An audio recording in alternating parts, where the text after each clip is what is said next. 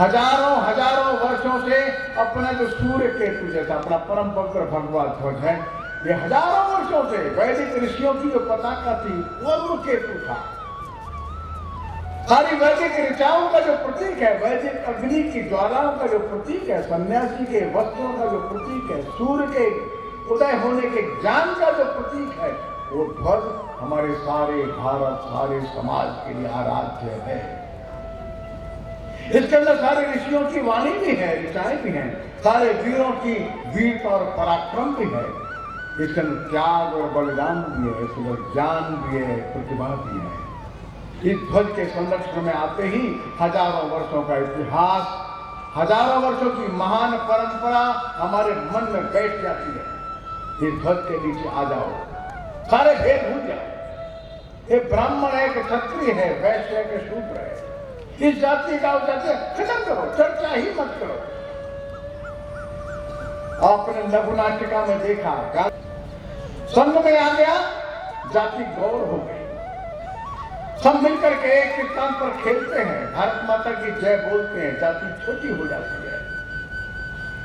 जाति का कोई महत्व नहीं रह जाता संघ स्थान पर आते ही। जैसे गंगा स्नान करने के लिए जाते हैं, बगल में कौन स्नान कर रहा है नहीं पता ना, उसको स्पर्श करके आने वाला जल उसमें हम स्नान करते हैं, गंगा पवित्र कर देती है। कोई राम कथा हो रही है, सब राम कथा सुन रहे हैं, राजा राम की जय बोल रहे हैं, कथा सुनने के बाद बाहर निकलते हैं, सब राम के भक्त है ना, भेदभाव दूर हो जाता है। जब कोई बड़ी आधारशिला पर लोग खड़े हो जाते हैं तो छोटे छोटे भेद दूर हो जाते हैं। रात के स्वयंसेवक संघ ने यही किया, डॉक्टर साहब ने यही सिखाया। संघ स्थान पर खेल कबड्डी का, कौन किसकी टांग पकड़ेगा मालूम नहीं, कौन किसके ऊपर बैठ जाएगा, गिरा देगा मालूम नहीं। हो सकता है नीचे गिरने वाला ब्राह्मण हो, वैश्य हो, क्षत्रिय हो, ऊपर बैठने वाला वाल्मीकि हो सकता है, हरिजन हो सकता है, शूद्र हो सकता है, किसी वजह मालूम ही नहीं। और मालूम हुई तो मन में से भेद चला गया, छोटे और बड़े का, बड़े पढ़े लिखे का और निरक्षर का, बहुत धनवान का और निर्धन का, हिंदी बोलने वाले का और तमिल बोलने वाले का, उत्तर और दक्षिण का, पूर्व और पश्चिम का भेद मिट गया। संघ की शाखा सबको एक करने के काम में लग गई। डॉक्टर साहब का प्रयोग सफल हो गया। एक लंबे डायग्नोसिस के बाद, एक लंबे विश्लेषण परीक्षण के बाद उन्होंने जो निष्कर्ष निकाला था, हिंदू समाज का विघटित स्वरूप यह हमारे समस्या का कारण है। हिंदू समाज का संगठित स्वरूप हमारी समस्याओं का निदान है। और इसलिए औषधि निर्धारण करने में डॉक्टर साहब ने चूक नहीं की। इस औषधि का निर्धारण का काम संघ स्थान पर था। आने वाला स्वयंसेवक भारत माता की जय बोलता था, मिलकर के गीत गाता था, मिलकर के प्रार्थना बोलता था, मिलकर के खेल खेलता था, मिलकर के भोजन बनाता था, मिलकर के भोजन करता था। समाज एक हो गया।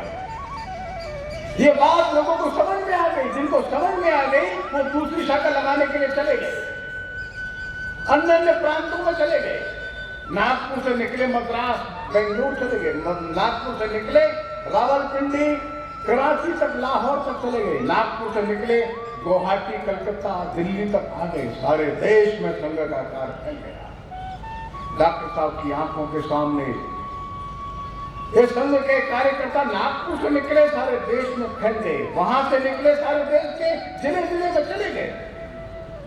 हर एक शाखा एक छोटी सी पाठशाला बन गई। काय की? हिंदू समाज के संगठन की, हिंदू समाज की कुरीतियां, ढोंग, पाखंड, भेदों को दूर करने वाला संस्कार का स्थल बन गया। हर शाखा में वही संस्कार था। वो शाखा नागपुर की हो, वो शाखा दिल्ली की, वो शाखा चंडीगढ़ की हो, वो शाखा त्रिपुरा अगरतला की, शाखा एक थी। शाखा का ध्वज एक था, शाखा की प्रार्थना एक थी, शाखा का विचार एक था, शाखा का संकल्प एक था। और देश के किसी भी कोने पर लगने वाली शाखा का उद्देश्य एक था। इस अपने राष्ट्र का पुराना वैभवशाली स्वरूप जो था उससे भी और अधिक वैभवशाली स्वरूप निर्माण करने का काम हम करेंगे।